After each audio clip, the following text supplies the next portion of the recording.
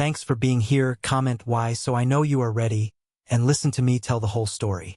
The Grand Harbor Hotel rooftop was exactly the kind of place my family loved. It was loud, expensive, and completely devoid of any real warmth. Crystal chandeliers hung from a reinforced glass canopy, catching the fading New York sunset. A jazz trio played smoothly in the corner, providing the perfect soundtrack for rich people making deals disguised as polite conversation. This was my brother Elijah's engagement party.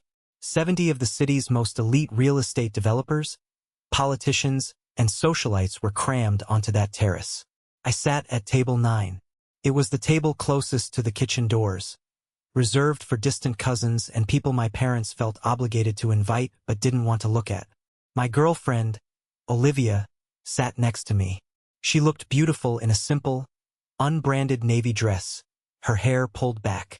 She didn't have the heavy diamonds or the aggressive designer labels that every other woman in the room wore as armor. She just had this quiet, unbreakable calm about her. At the head table, my father, Robert, stood up. He tapped his knife against his crystal champagne flute. The sharp, clinking sound cut through the jazz music and the low hum of voices. The room immediately fell silent. Everyone wanted to hear what the CEO of Henry Real Estate Group had to say.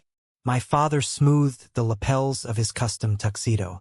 He looked out over the crowd, his chest puffed out, radiating that terrifying arrogance I had known my entire life. He raised his glass toward Elijah, who was sitting next to his fiancée, wearing a smug smile. To Elijah, my father began, his voice booming across the terrace. To our successful son, our pride and joy, the man who is going to take this family's legacy into the next century. The crowd erupted in polite applause. My mother, Catherine, dabbed her dry eyes with a silk napkin, playing the part of the overwhelmed, proud matriarch perfectly. Elijah raised his own glass, soaking in the admiration like a sponge. Then my father's eyes scanned the room. I knew exactly what was coming. I felt my jaw tighten. The applause died down, and my father's gaze locked onto table 9. He found me. A cruel, familiar smirk spread across his face. He leaned slightly into the microphone. "And Mason," he said. The microphone caught the sharp edge of his tone. Heads turned toward the back of the room. I felt 70 pairs of eyes heavy with pity and judgment fall onto my shoulders. "Are you still painting those little pictures? Still in love with that poor farmer of yours?" A few suppressed chuckles rippled through the crowd. My cousin Carter actually laughed out loud. My mother didn't tell my father to stop. She just took a slow sip of her wine, looking away as if she was embarrassed by my very existence. I didn't react. I kept my eyes on my plate and carefully sliced a piece of steak. I had spent 28 years building a fortress around my emotions. They wanted a reaction. They wanted me to get angry, to storm out, to prove I was the unstable disappointment they always claimed I was. I refused to give them the satisfaction. But Olivia didn't look at her plate. I felt the air shift beside me. She placed her napkin neatly on the table. She didn't look angry. She looked completely, utterly bored by my father's display of power. She stood up. The fabric of her chair scraped loudly against the marble floor. At that exact moment, the most important guest in the room, Mr. Matthew Sterling, Elijah's future father-in-law and a billionaire real estate titan my father desperately needed, turned around to see who dared to stand during the toast. Matthew's eyes widened. The color completely drained from his face. He dropped his fork, and it clattered against his porcelain plate like a gunshot. He stumbled backward, knocking into the waiter behind him.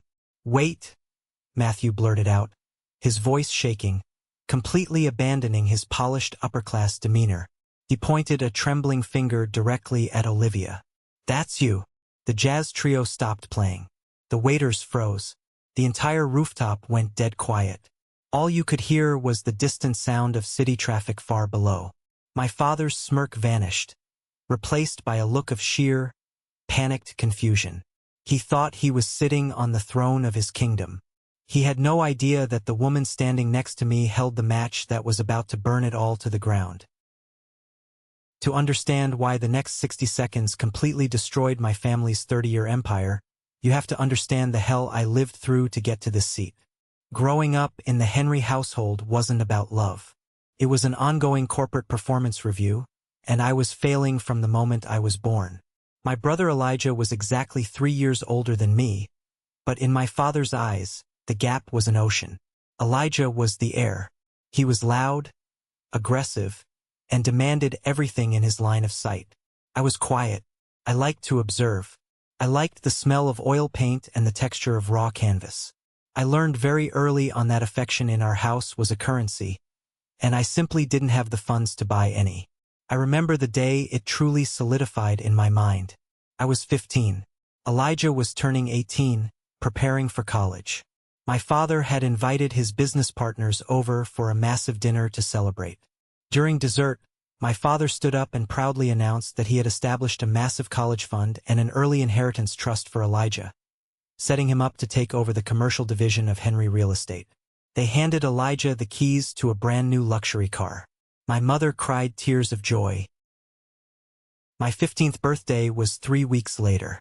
We didn't have a party. My mother said she was exhausted from planning Elijah's events. That evening, I walked into my father's home office. I had spent 3 months carving a wooden model of our family home, painting every tiny detail by hand. It was my way of trying to speak his language, trying to show him I cared about the legacy too, just in a different way. I set the model on his heavy mahogany desk. He didn't even look up from his financial reports. "What is this, Mason?" he asked, irritation clipping his words. "It's for my birthday, Dad. I made it for you. It's the house." He finally looked at it. Then he looked at me. "Wood chips and paint. You're 15 years old, Mason. Elijah was already reading market trends at your age. Take this out of here. It's leaving dust on my desk." I stood there, my hands shaking. I picked up the model. As I walked out, I bumped the doorframe, and a small piece of the wooden roof snapped off. He didn't flinch. My mother, Catherine, was always hovering just outside these moments. She was a master of toxic mediation. Later that night, she came into my room. She didn't hug me. She just sighed, sitting on the edge of my bed, careful not to wrinkle her expensive skirt. "You have to be more understanding, Mason," she said softly, but the words felt like sandpaper. "Your brother carries a very heavy burden. He has to carry this entire family. He has to be strong. Your father just wants to make sure you aren't a distraction." A distraction. That was my official title.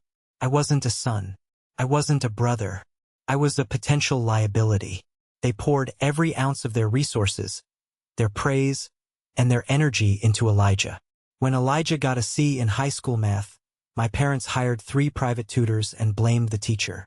When I won a regional art competition, my mother threw the certificate in a drawer because it cluttered the countertops. The tilted scale of our family eventually pushed me completely out of their orbit. I realized that if I stayed, I would spend my entire life starving for a drop of water in a desert they controlled. So I stopped asking. I stopped showing them my work. I packed up my paints, put my head down, and built a wall between my heart and their expectations. When I graduated college, I didn't ask for a dime of that inheritance. I didn't want their money because their money always came with a receipt. I took a job as an art teacher at an underfunded community center in a rough neighborhood on the outskirts of the city. I spent my days handing out cheap watercolors to kids who had harder lives than I could ever imagine. I showed them how to mix colors to create light in the darkness. I was making a fraction of Elijah's starting salary. My car was 12 years old and the heater barely worked. But for the first time in my life, I could breathe. I felt useful. I felt real. I thought I had safely escaped their crosshairs. I was wrong. I didn't realize that in my family, you aren't allowed to just leave. If you aren't serving the empire, you are an enemy of it. If my father was the hammer in our family, my Uncle Joseph was the poison gas. You never saw him coming until you were already choking. Joseph was my father's younger brother. He didn't have the business acumen to run the company, so my father kept him around on the board of directors out of a twisted sense of pity and control. Joseph had been through a brutal divorce a few years prior. The custody battle over his kids had drained him, leaving him bitter, hollow, and desperate to prove his worth to my father. To me, though, Uncle Joseph always played the role of the sympathetic outcast. He was the guy who would pull me aside at family Thanksgiving dinners, hand me a beer, and roll his eyes at my father's arrogant speeches. "Don't let Robert get to you, kid," Joseph would say, clapping me on the shoulder. "You've got a good heart. You're doing real work out there with those kids, not just pushing papers and stealing land like the rest of us." I fell for it. I was so starved for validation from a male figure in my family that I soaked up Joseph's fake empathy. I started confiding in him. I told him about the struggles at the community center. I told him how my meager salary barely covered rent and the extra art supplies I bought for the kids. I told him about my fears, my doubts, and my desperate hope that maybe, one day, my parents would just accept me for who I was. He listened. He nodded. He told me I was brave. Then, one rainy Tuesday evening, the illusion shattered. I had gone to my father's corporate headquarters. It was something I rarely did, but the community center's roof had caved in after a storm. We needed $10,000 just to keep the doors open. I had swallowed every ounce of my pride to go there and ask my father for a charitable donation. Not for me, for the kids. The receptionist, who didn't recognize me, told me to wait outside my father's massive corner office.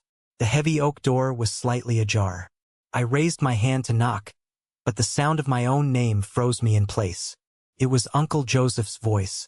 "I'm telling you, Robert, the kid is cracking," Joseph said, laughing. It was a cruel, sharp laugh I had never heard him use around me. "He was whining to me yesterday about how he can't even afford paint. His salary is a joke. He's miserable." "Good," my father's voice replied, cold and unbothered. "You need to squeeze him?" Joseph pressed on, sounding eager, desperate to please his older brother. "Don't give him a dime. Cut off his health insurance policy from the family trust. Starve him out. Give it 6 months, and he'll come crawling back here begging for a mailroom job. He's weak, Robert. You just have to break his spirit a little more." I stood in the carpeted hallway, the rain dripping from my coat onto the pristine floor. My chest tightened so hard I thought my ribs would crack. The betrayal tasted like ash in my mouth. Joseph wasn't a safe harbor. He was a spy. He was collecting my vulnerabilities and handing them to my father as ammunition, trading my pain for favor in the family hierarchy. I slowly lowered my hand. I didn't knock. I turned around and walked out of that building, stepping back out into the freezing rain. I didn't cry. The sadness had burned away, leaving behind a cold, hard clarity. My uncle's betrayal forced me to see the absolute truth. I was entirely alone. There were no secret allies in my bloodline. There was no hidden reservoir of love waiting to be unlocked. They viewed my independence as an insult, and they would actively work to destroy my life just to prove a point. That night, I sat in my freezing apartment, staring at my bank account. I had $86 to my name. The community center was falling apart. My family was actively plotting my failure. I was at the absolute bottom. I had nothing left to lose. And that is exactly when you become dangerous. I stopped looking backward. I stopped waiting for an apology that was never going to come. I poured every ounce of my anger and my energy into my work. I started applying for independent grants. I worked nights at a hardware store to buy supplies for the kids. I built calluses on my hands and armor over my heart. I thought I had seen the worst they had to offer. But my mother still had one final lesson to teach me about conditional love. 2 years after the incident with Uncle Joseph, something incredible happened. Despite the lack of funding, my students at the community center created a mural project that caught the attention of the mayor's office. It was a massive piece depicting the history of our city through the eyes of its working-class immigrants. Because of that mural, I was nominated for a National Urban Arts Education Award. It was a huge deal. There was going to be a formal banquet downtown. The mayor was presenting the awards. For the first time in my life, my work was being validated on a massive scale. I wanted my mother there. Even after everything, that stupid, childish part of my brain still craved her approval. I mailed a formal invitation to the house. A week later, she called me. "Mason, darling," she purred into the phone. "I got your little invite. I am so proud of you. I really am. Are you coming?" I asked, gripping the phone tight. "Of course. Your father is busy with a merger, but I wouldn't miss it. I already bought a new dress. For a month, I let myself believe it. I bought a cheap suit from a thrift store and had it tailored. I saved up to buy an extra ticket for her so she could sit at the nominee table with me. I told my students my mother was coming. I was 30 years old, and I was excited that my mom was coming to see me get a trophy. It sounds pathetic now, but it was the truth. The night of the banquet arrived. The hall was beautiful.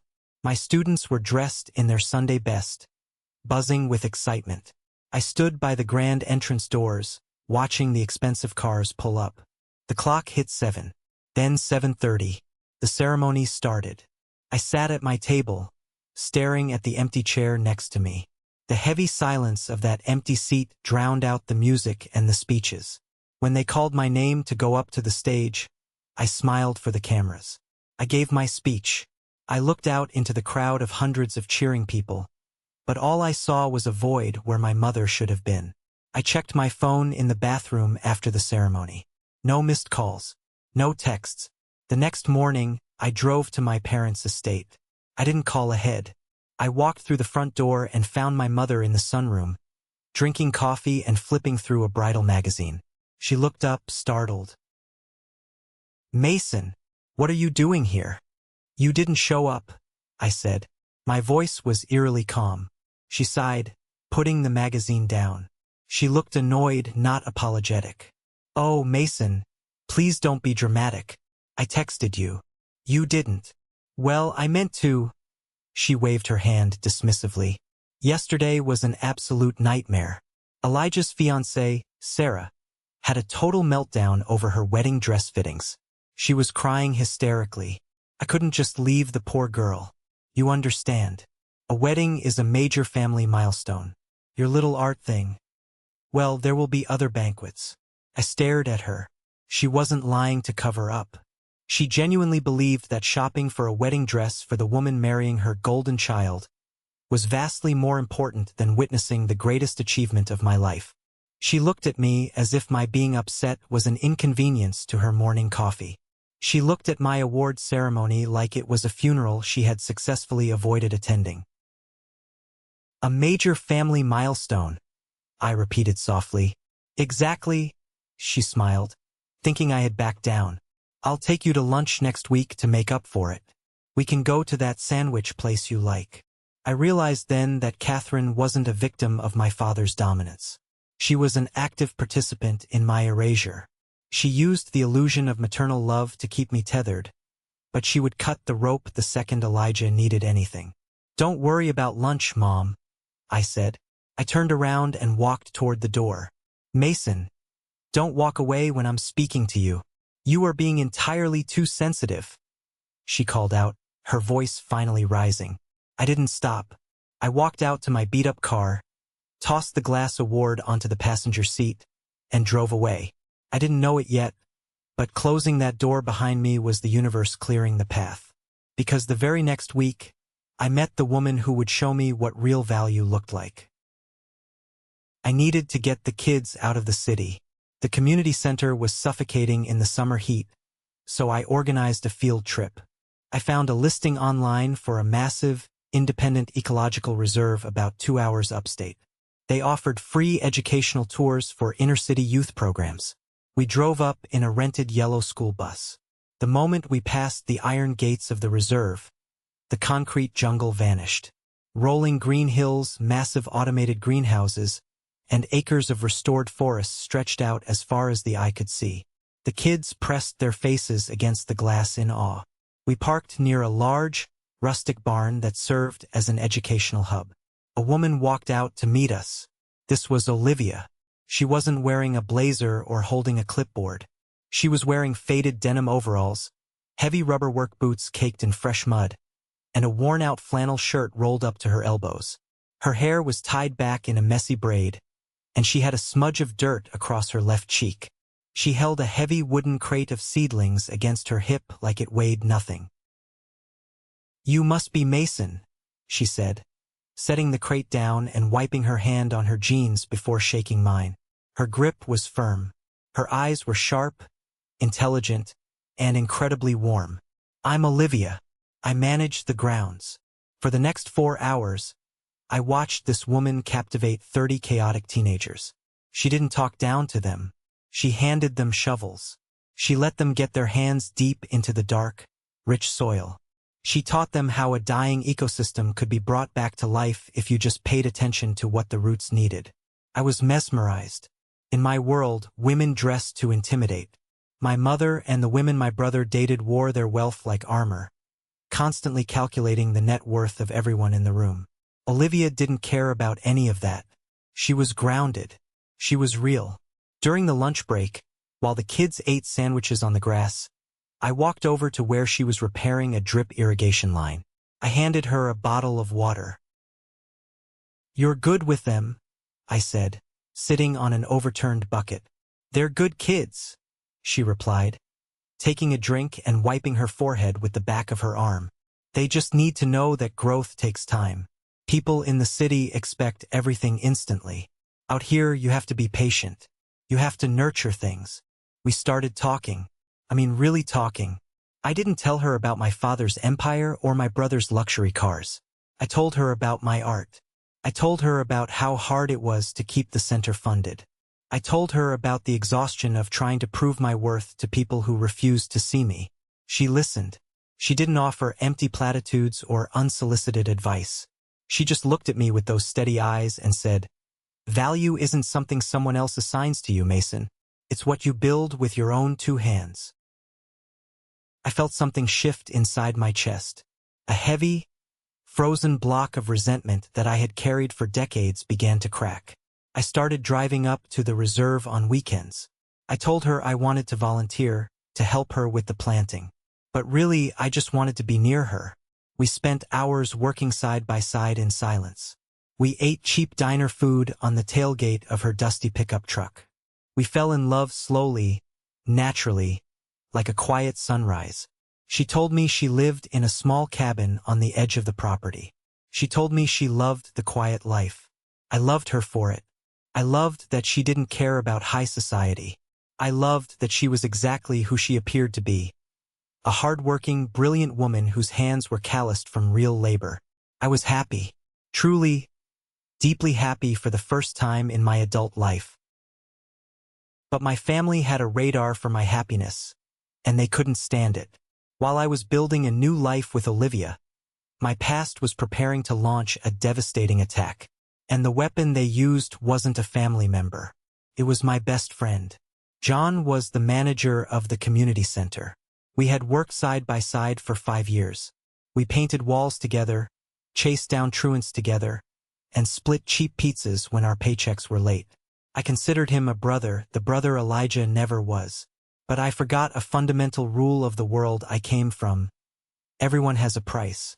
The community center sat on a prime piece of corner real estate in a neighborhood that was rapidly gentrifying. We didn't own the building. We leased it from an old private trust. For months, John and I had been working on a massive grant proposal to buy the building outright so the kids would never lose their safe haven. I had poured hundreds of hours into drafting the legal framework and the artistic vision for the space. One Thursday afternoon, I walked into the center. The lights were mostly off. The kids hadn't arrived yet. I saw John standing by the front desk. Next to him was a man in a sharp, $1,000 suit holding a leather briefcase. A corporate lawyer. My stomach dropped. I knew that suit. I knew the aggressive posture. That lawyer worked for Henry Real Estate Group. He worked for my brother, Elijah. "John? What's going on?" I asked, walking forward. John wouldn't look me in the eye. He shuffled his feet, staring at the scuffed linoleum floor. The lawyer smiled. A predatory, terrifyingly polite smile. "Mason," the lawyer said smoothly, "we're just finalizing some paperwork. Elijah sends his regards." "Paperwork for what?" I demanded, my voice echoing in the empty hall. The lawyer handed me a crisp, white envelope. Notice of eviction. Henry Real Estate Group officially purchased this building and the surrounding block this morning. We are tearing it down to build luxury condos. You have 30 days to vacate. The words hit me like a physical blow. Couldn't breathe. I looked at John. His face was pale, sweating. John, I whispered, stepping toward him. How did they know? How did they know the trust was willing to sell? We were the only ones who had the contact information. We were submitting our grant tomorrow. John finally looked up. His eyes were defensive, hard. Look, Mason, be reasonable. We were never going to get that grant. We're bleeding money. Your brother, he reached out to me. He offered me a way out. A way out. I yelled, the anger finally bursting through my chest. You sold us out? For what? A promotion. John spat back, his voice rising to match mine. He offered me a director-level position at Henry Group's philanthropic wing. 6 figures, Mason. Benefits. A real office. I can't eat noble intentions. I have a mortgage. I felt the blood rushing in my ears. Elijah didn't even want this neighborhood. It wasn't his usual demographic. He bought this building for one reason and one reason only, to destroy the only thing I had built, to force me to my knees. And he used my best friend to hold the knife. You didn't just sell out a building, John, I said, my voice dropping to a dangerous, shaking whisper. You sold out 300 kids who trusted you. They're your family, Mason. John deflected, grabbing his jacket. Take it up with them. I'm done playing savior. He walked out the door with the lawyer. I stood alone in the dark hallway of the center. I looked at the murals on the wall, the messy art supplies, the worn-out chairs. Everything I had fought for was gone, snatched away by a stroke of my brother's pen and the greed of a friend. I drove to the estate that night. I didn't cry. I was shaking with a rage so deep it felt cold. When I parked my truck outside Olivia's cabin, she came out onto the porch. She saw my face and immediately knew. She pulled me inside. She didn't ask questions. She just held me while I finally broke down. I told her everything. I told her how Elijah had bought the building. I told her about John's betrayal. I told her how my family would never, ever stop punishing me for refusing to bow to them. I have nothing, I whispered, burying my face in my hands. I'm 28 years old, and they just wiped me out. Olivia knelt in front of me. She took my hands, my shaking, paint-stained hands, and held them tightly in hers. Her eyes were completely clear, completely devoid of fear. They didn't wipe you out, Mason, she said softly, but with a terrifying intensity. They just made the biggest mistake of their pathetic lives.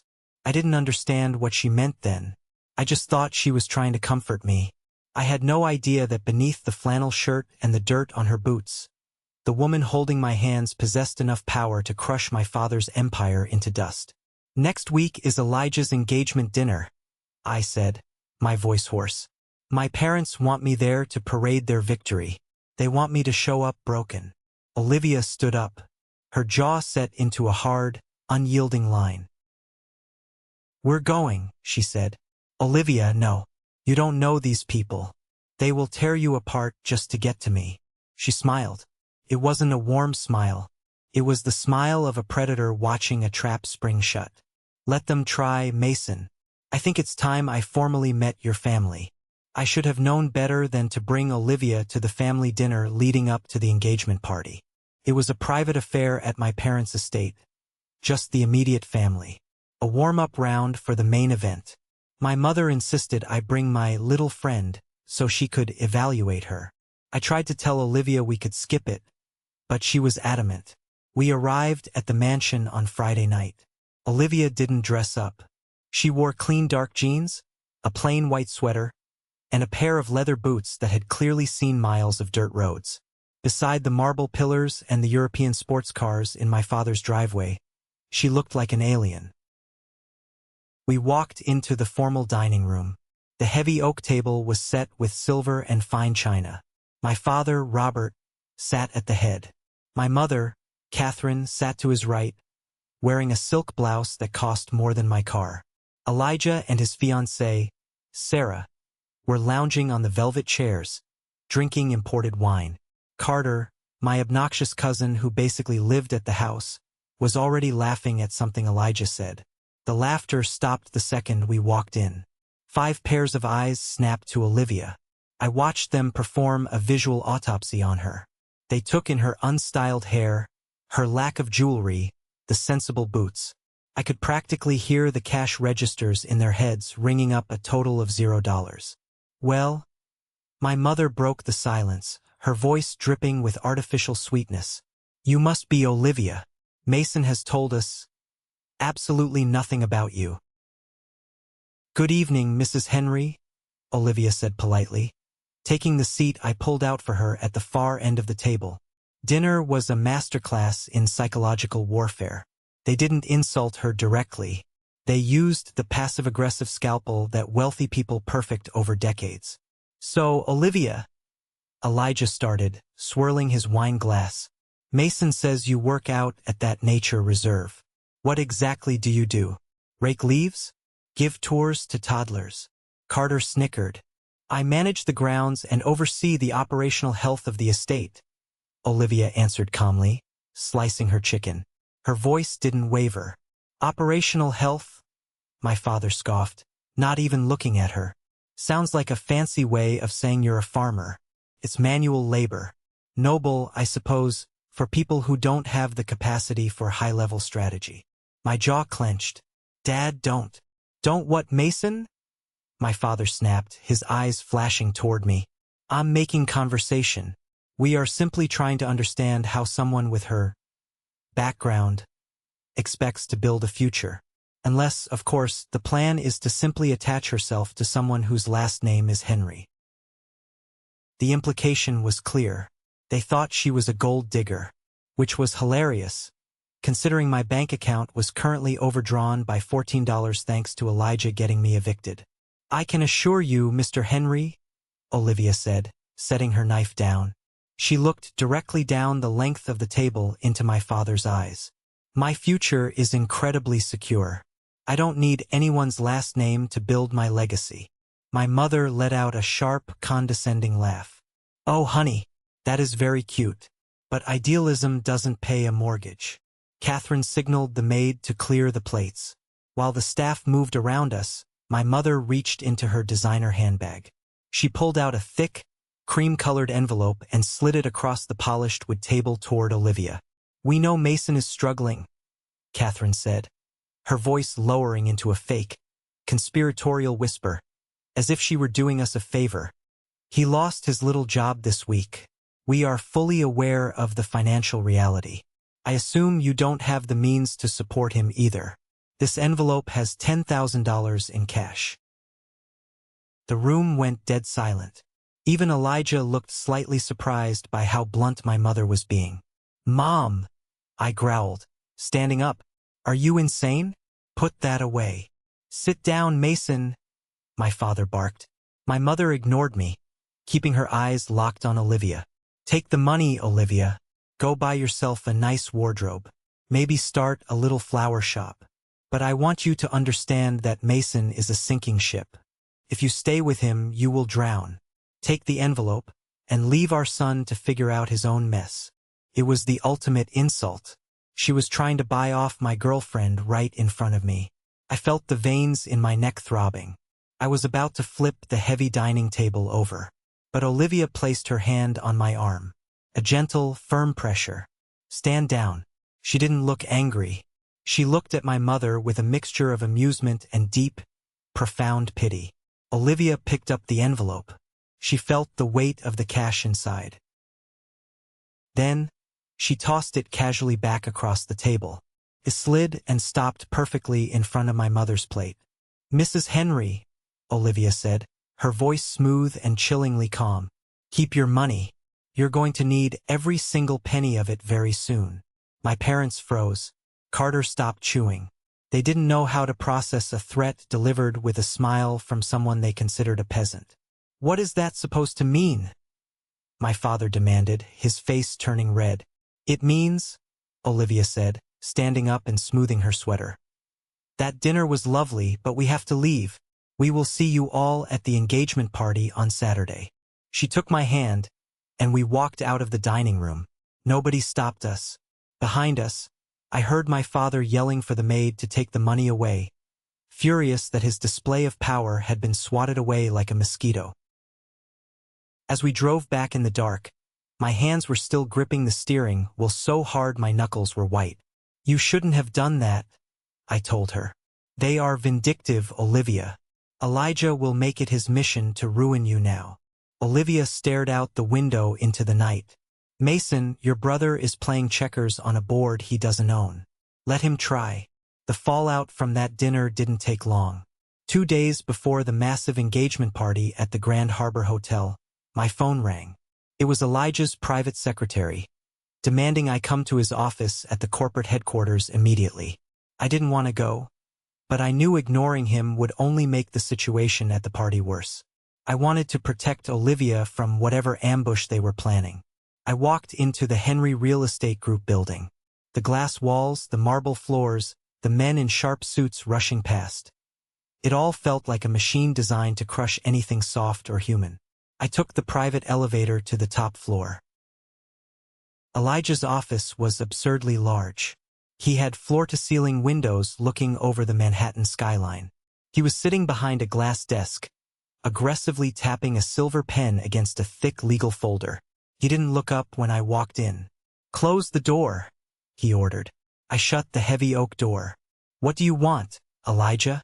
Haven't you done enough? You took the community center. You won." He finally looked at me. There was no triumph in his eyes. There was stress.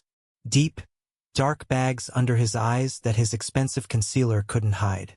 He looked like a man standing on a landmine, terrified to move a muscle. The center was business, Mason. "Grow up," he snapped. He threw the pen down. "I called you here to give you a warning about Saturday night. I told Mom we're coming. We aren't going to cause a scene if that's what you're worried about." "I am worried about you breathing the wrong way, Mason," Elijah said, leaning forward, resting his elbows on the desk. "This engagement party isn't just a party. It is the most important business merger this family has ever attempted.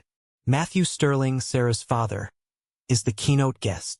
I knew who Matthew Sterling was. Everyone in New York knew. He was a ruthless billionaire, a self-made titan who controlled a massive chunk of the city's commercial zoning. "Matthew is traditional," Elijah continued, his voice tight with anxiety. "He cares about family optics. He cares about perfection. If he sees you and that dirt-kicking girlfriend of yours causing drama, it reflects poorly on me.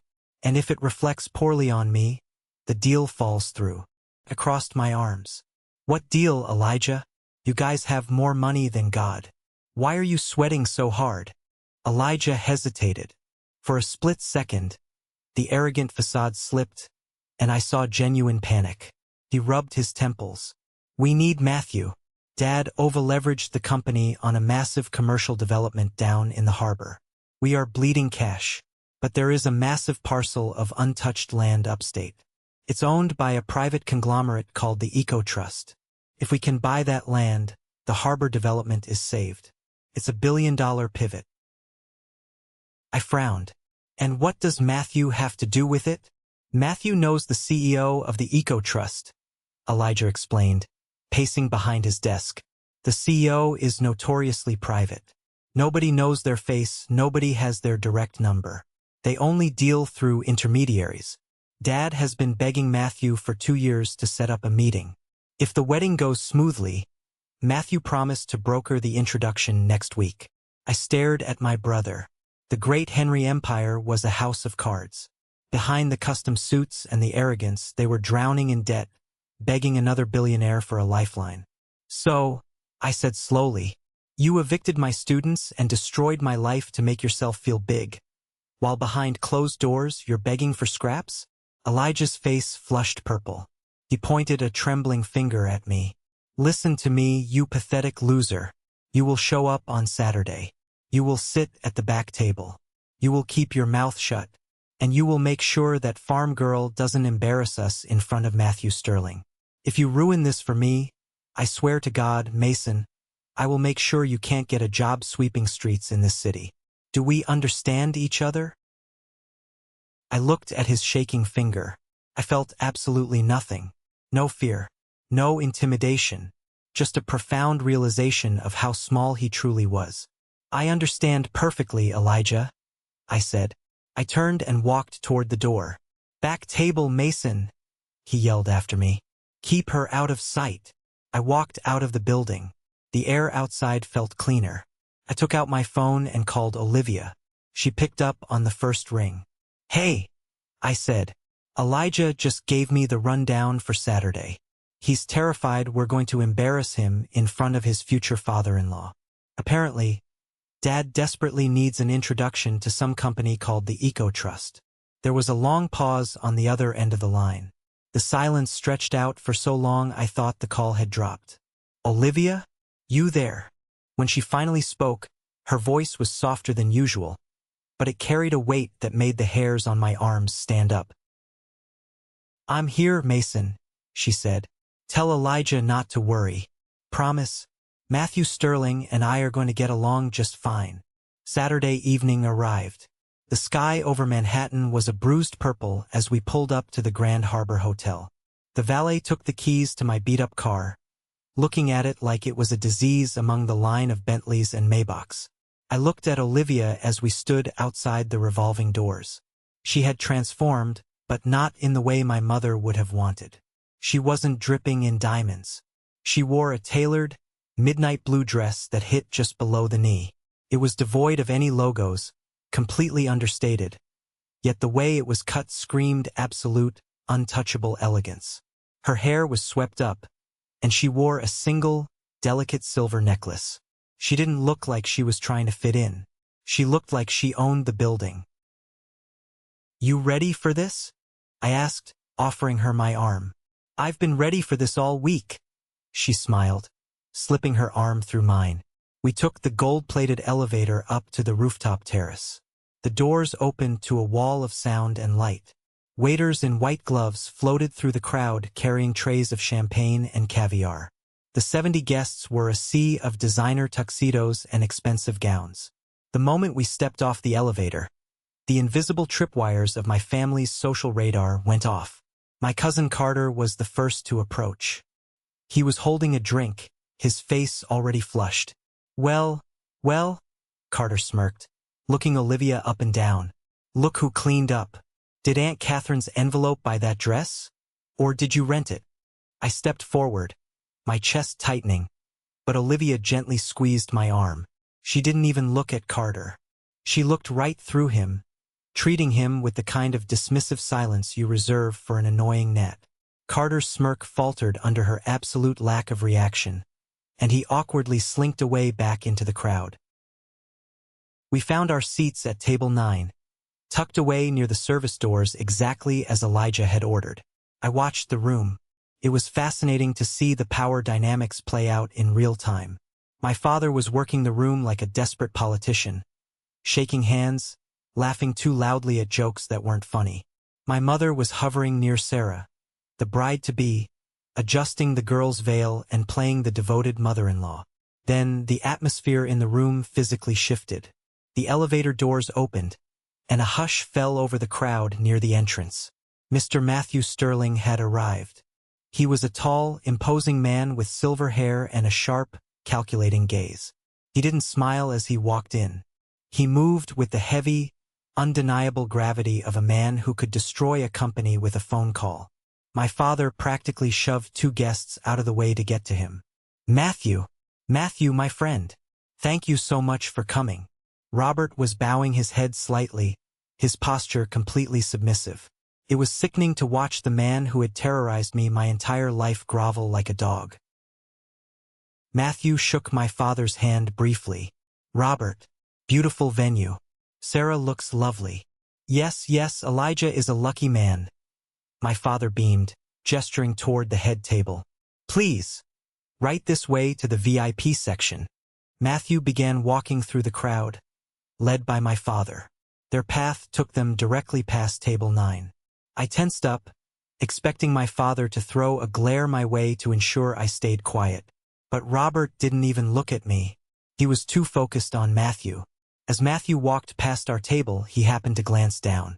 I saw it happen in slow motion. Matthew's eyes swept over me and landed on Olivia. For a fraction of a second, the billionaire's confident stride completely broke. He physically stumbled, his expensive leather shoe catching on the carpet. His eyes widened, and he opened his mouth to speak.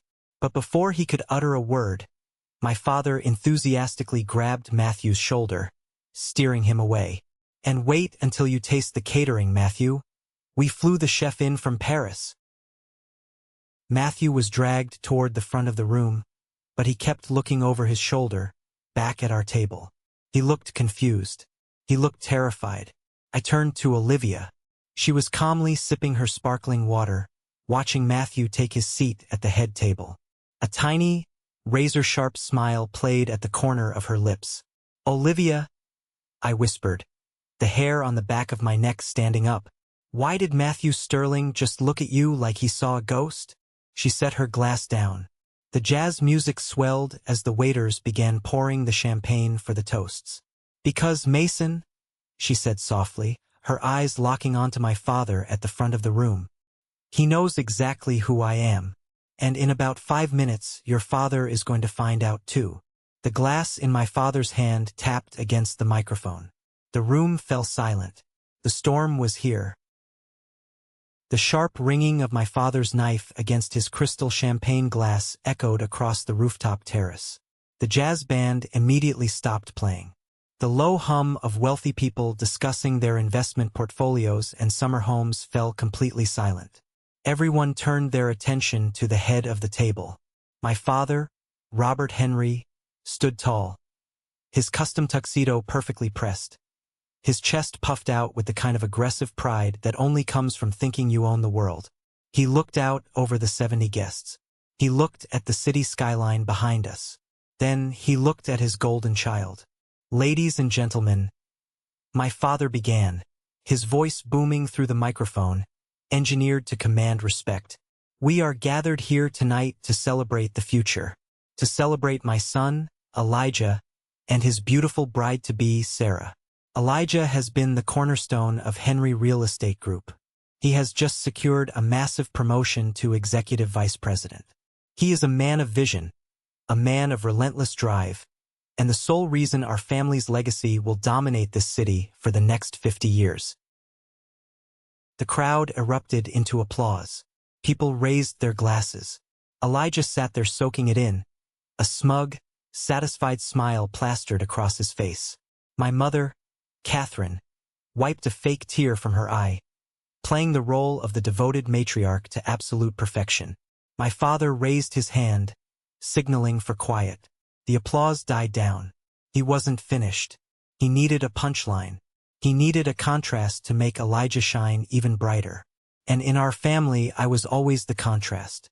His eyes scanned the room, sweeping past the billionaires and the politicians, until they locked onto table 9. My table, the table shoved near the kitchen doors. A cruel, familiar smirk spread across my father's face. He leaned closer to the microphone. "And then, of course, there is my other son, Mason," my father said. The microphone picked up the sharp, mocking edge in his tone. 70 pairs of eyes whipped around to look at me. I felt the collective weight of their pity and judgment pressing down on my shoulders. "Tell me, Mason," my father continued, his voice dripping with condescension. "Are you still playing with your little paints? Still dragging down the family name? And what about that poor farmer you brought with you tonight? Is she going to grow some carrots to pay your rent now that you don't have a job?" A ripple of cruel laughter washed through the crowd. My cousin Carter snorted into his drink. Elijah grinned. My mother didn't say a word to stop him.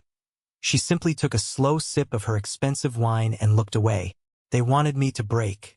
They wanted me to yell, to storm out, to prove I was the unstable, overly sensitive disappointment they always claimed I was. I felt my jaw lock. My hands clenched into fists under the table. I was 28 years old, But in that moment, I felt like that 15-year-old kid holding a broken wooden house. But Olivia didn't flinch. She didn't look down at her plate. She didn't look embarrassed. She looked completely, utterly bored by my father's pathetic display of dominance. She calmly placed her linen napkin on the table. She stood up. The sound of her chair scraping against the marble floor cut through the lingering laughter like a knife. At that exact second, Mr. Matthew Sterling, the billionaire titan my father was desperately trying to impress, the man whose approval the entire Henry Empire depended on, turned around in his seat at the VIP table to see who had the nerve to stand up during the toast. Matthew's eyes locked onto Olivia. The blood completely drained from Matthew's face. He looked like he had just been struck by lightning. He dropped his heavy silver fork. It hit his porcelain plate with a loud, sharp crack that echoed across the dead-silent terrace. Matthew stumbled backward, his chair tipping over and crashing to the floor. "Wait," Matthew blurted out, his voice shaking, completely losing his polished, high-society composure. He pointed a trembling finger directly at my girlfriend. "Wait, that's you." My father's smirk vanished instantly.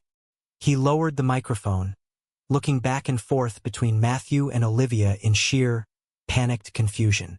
Matthew didn't look at my father. He practically sprinted across the rooftop terrace, shoving past a waiter holding a tray of champagne. He stopped 2 feet in front of our table. This terrifying, powerful billionaire suddenly bowed his head, his posture completely submissive. "Ms. Olivia," Matthew stammered, his voice loud enough for the entire room to hear. "My God, I had no idea you were in New York. I had no idea you would be attending this event. Please, forgive the seating arrangement. This is completely unacceptable." The rooftop went so quiet you could hear the wind blowing off the harbor. My father gripped the edge of the head table, his knuckles turning white. "Matthew," my father called out, his voice cracking with forced nervous laughter. "Matthew, what are you doing? That is Mason's girlfriend. She works at a community garden upstate." Matthew slowly turned around to face my father. The look of absolute disgust on Matthew's face was something I will never forget. "A community garden?" Matthew repeated, his voice dropping to a dangerous, icy growl. He marched back toward the head table, closing the distance between him and my father. "Are you completely out of your mind, Robert? Are you really this arrogant? Or just this stupid?" "I don't understand," my father stammered, taking a step back. "That woman," Matthew pointed back at Olivia, "is the founder and chief executive officer of the Eco Trust, the same Eco Trust that owns the 3,000 acres of commercial development land you have been begging me to help you buy for the last 2 years. She is the sole decision-maker for a multi-billion-dollar conglomerate. You have been calling my office every single day, practically in tears, begging for a 5-minute phone call with her to save your drowning company." The collective gasp from the 70 guests sucked the oxygen out of the room. My mother dropped her wine glass. It shattered on the floor, red wine bleeding into the white carpet. Elijah looked like he was going to vomit. Matthew wasn't done. He stepped right up to my father's face. "You invited me here tonight to convince me to broker a deal," Matthew sneered. "And then you stand up in front of this entire room and humiliate the very woman holding the financial rope you are hanging from. You called her a poor farmer. You insulted her partner. You are a clown, Robert. A pathetic, small-minded clown." My father's face turned an ashen gray. He looked at Olivia, his mouth opening and closing like a fish out of water. The realization of what he had just done hit him with the force of a freight train. He had just publicly executed his own legacy. Olivia walked out from behind our table. She moved with a slow, deliberate grace. The crowd parted for her like the Red Sea. She stopped in the middle of the room, looking up at the head table. "Mr. Henry," Olivia said, her voice smooth, calm, and carrying a lethal authority. "For 18 months, I have watched how you treat your son. I watched you belittle his art. I watched you mock his salary.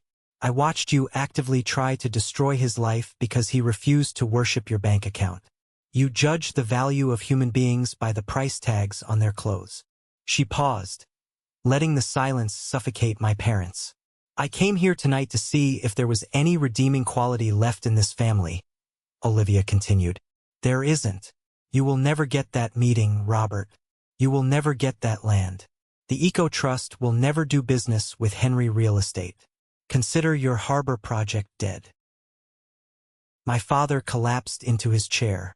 He looked physically destroyed. My mother was openly weeping, her hands covering her face. Elijah was staring at the table, completely paralyzed. I walked up to stand next to Olivia. I looked at the three of them, the people who had made my entire life a miserable, exhausting test I could never pass. They looked so incredibly small. You spent my whole life telling me I was worthless, I said, my voice steady and loud enough for everyone to hear. You thought money gave you the right to treat people like garbage. You blew Elijah's college fund on bad investments, you hid your debts, and you used me as a punching bag to make yourselves feel powerful. I looked my father right in the eyes. I'm not angry anymore, I told him. I'm just done. I don't want your money. I don't want your name. And I never want to see any of you again. I took Olivia's hand. We turned around and walked toward the elevator. Nobody said a word. Nobody tried to stop us. The only sound was the clicking of Olivia's heels against the marble floor. We stepped into the elevator. The brass doors slid shut, and we left my family sitting in the ruins of their own arrogance. The silence in the elevator on the way down to the lobby was the best sound I had ever heard in my life. It wasn't the heavy, oppressive silence of my childhood home. It was clean. It was the sound of a chain finally snapping. We walked out of the hotel, got into my beat-up car, and drove away. We didn't celebrate. We just rolled the windows down and breathed in the night air.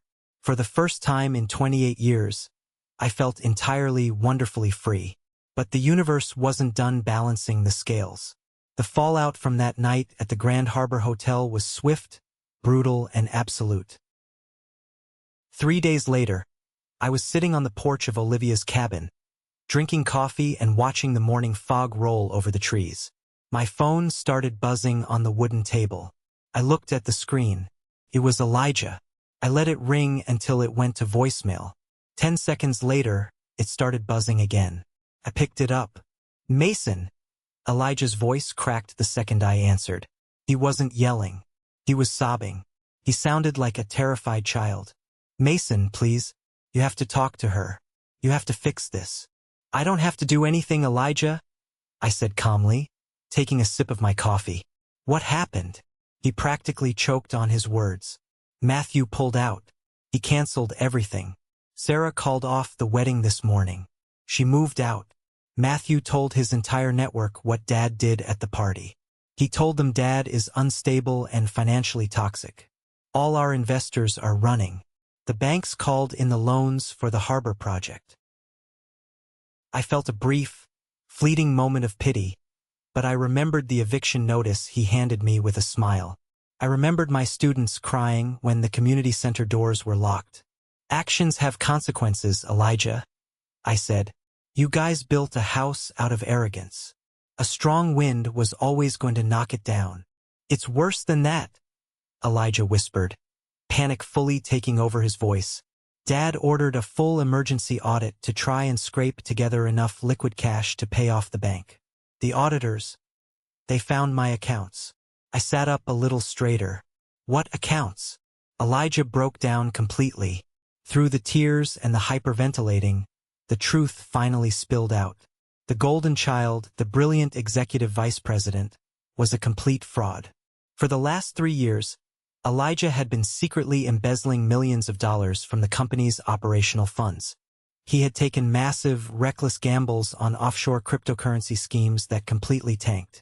He was drowning in personal debt from high-stakes gambling and luxury car leases he couldn't afford. I tried to fix it, Elijah cried. I thought if I bought the land your community center was on, I could flip it to a commercial developer quickly and cover my tracks before the audit. That's why I evicted you, Mason. I needed the cash immediately. I was desperate. He hadn't targeted my center just out of spite. He targeted it because he was a desperate criminal trying to hide his own incompetence. The great, untouchable Elijah was nothing but a thief in $1,000 suit. What did Dad do? I asked, my voice completely flat. He lost his mind, Elijah sobbed. He threw a glass at the wall. He fired me on the spot. He's talking to a lawyer right now to see if he can avoid going to prison for my financial mismanagement. Mason, please. If Olivia just signs the land deal for the Eco Trust, the banks will back off. I'll go to rehab. I'll do whatever you want. Please save us. You don't get it, Elijah, I said. There is no us. You burned that bridge a long time ago. Call a lawyer. I hung up the phone and blocked his number. Over the next month, I watched the Henry Real Estate Group collapse from a distance.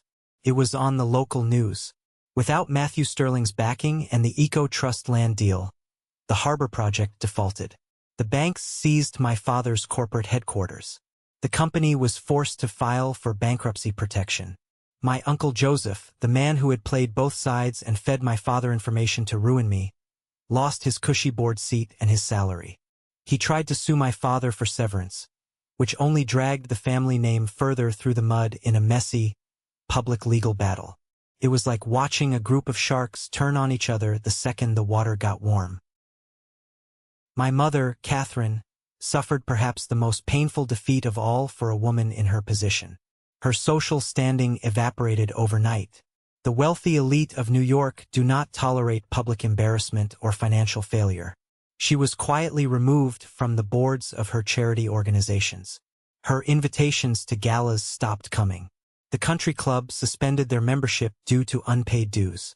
She had spent her entire life judging people by their wealth, and now she had to wake up every morning and look in the mirror at a woman who had absolutely nothing left but a ruined reputation. It felt like a funeral for a family I never really had. I didn't rejoice in their pain, but I didn't mourn them either. I was too busy building my own life. 6 months passed. The winter thawed into a bright, vibrant spring. Without the crushing weight of my family's judgment, my life flourished in ways I never thought possible.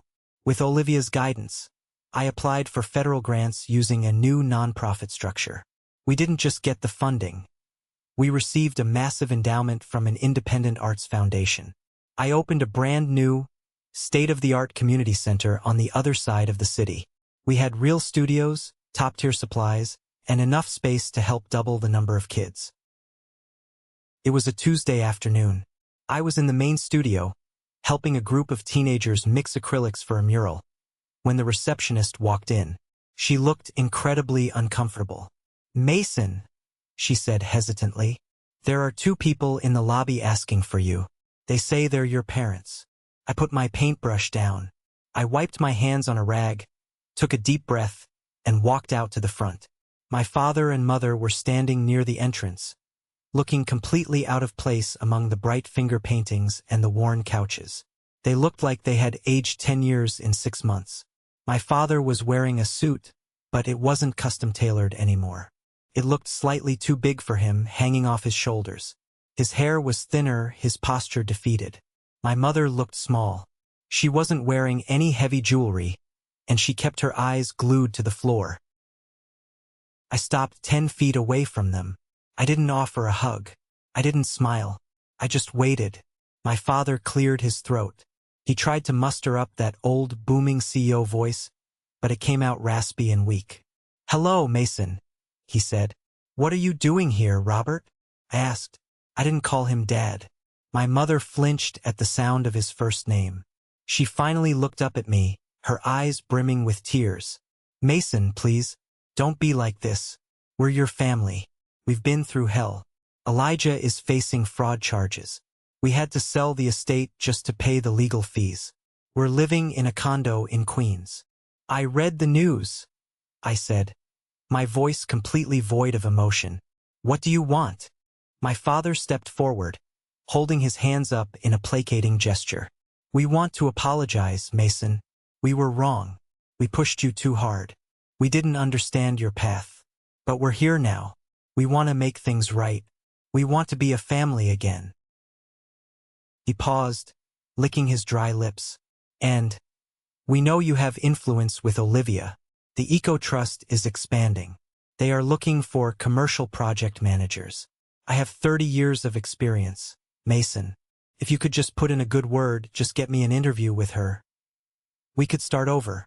I stared at him. It was almost funny. Even now, standing in the ashes of his own life, he couldn't see past his own greed. You aren't apologizing to your son, I said, my voice sharp and clear. You are apologizing to my connections. You are mourning your bank account, not your family. You don't miss me. You miss the power you thought you had over me. That's not true, my mother cried out, stepping forward. We love you, Mason. You are all we have left. You had me for 28 years. I fired back, the raw honesty finally pouring out. And you spent every single one of those years making sure I knew I was a disappointment. You missed my awards. You mocked my salary. You tried to bribe my girlfriend to leave me. You sat by while Elijah stole the building right out from under my kids. You didn't love me when you had millions, and you don't love me now that you're broke. You just need a life raft. My father looked at the floor. He knew I was right. That is my final offer, I interrupted, stepping back and pointing toward the glass doors. Leave my center. Now. They looked at my face. They saw the cold, unbreakable resolve in my eyes. The old Mason, the boy who craved their approval, was dead. They turned around and walked out into the busy city street, disappearing into the crowd. I watched them go, and I felt nothing but peace. That weekend, I drove upstate to Olivia's property. I thought I knew everything about her, but she still had surprises left. We were walking past the main greenhouses when she led me down a gravel path toward a massive, restored timber barn tucked behind a hill. I had never been inside it. She pulled a heavy set of keys from her pocket and unlocked the sliding wooden doors.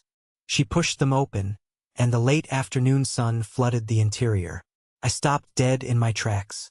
My jaw literally dropped. The barn was immaculate.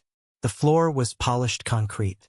And sitting perfectly spaced out in the massive room was a collection of cars that would make any billionaire weep. There was a pristine, silver 1964 Aston Martin DB5, a flawless, cherry-red classic Ferrari 250 GTO, and in the corner, a breathtaking vintage Porsche 911 sitting on blocks, half disassembled. I slowly walked inside, running my hand over the gleaming fender of the Ferrari. I looked back at Olivia, completely stunned. You own these? I stammered. She laughed, a bright, beautiful sound. She walked over to the Porsche and picked up a wrench from a nearby toolbox. I don't just own them, Mason. She smiled, her eyes sparkling. I restore them. It's my hobby. When I need to clear my head from running the trust, I come out here and get my hands dirty. I told you, I like fixing broken things. I stood there, looking at this incredible woman in her flannel shirt and boots, standing next to millions of dollars worth of classic cars she fixed with her own two hands. My family had spent their entire lives trying to project an image of wealth with leased luxury SUVs and flashy watches they couldn't afford. They were loud, hollow, and desperately insecure. Olivia was the definition of quiet luxury. She possessed real power, real wealth, and real talent, and she felt absolutely zero need to prove it to anyone. I walked over to her, took the wrench out of her hand, and pulled her into a kiss. I'm 30 years old now.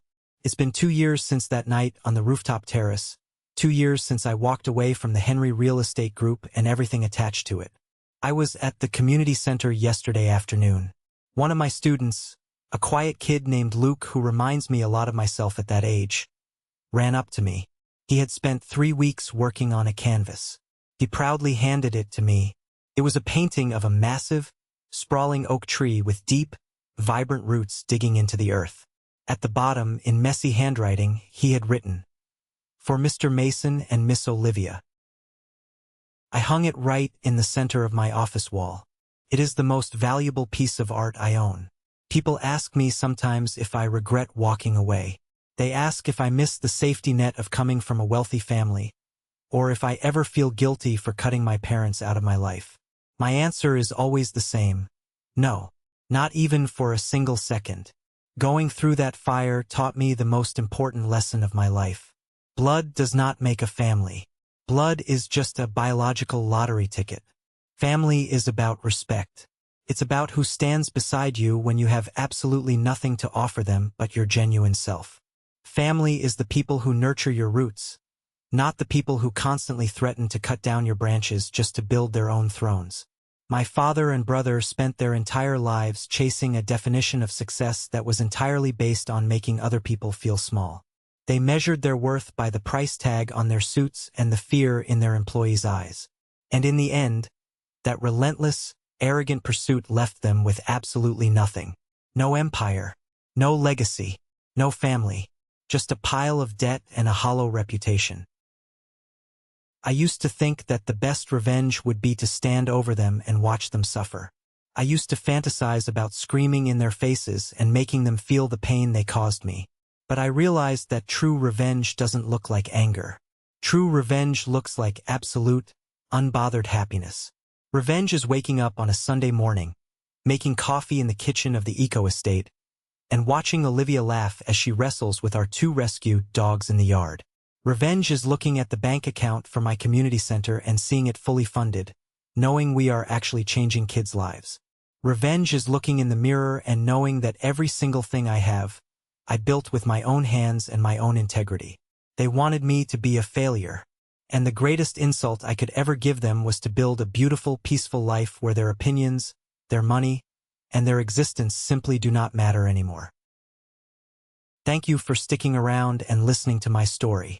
I know it was a long one, but it felt good to finally get it all out there. I hope this resonated with you in some way. Whether you're dealing with a toxic workplace, fake friends, or a family that just refuses to see your true value, I hope you know that you don't have to stay in a room where you are constantly disrespected. You have the power to walk out that door and build your own table. Have you ever found yourself in a similar situation? Have you ever had to walk away from people you thought you couldn't live without, only to realize it was the best decision you ever made? I want to read your stories. Drop them down in the comments below. And finally, if you made it all the way to this exact second of the video, I want you to go down to the comments and just type the letter W. That stands for winner. It's our little secret code.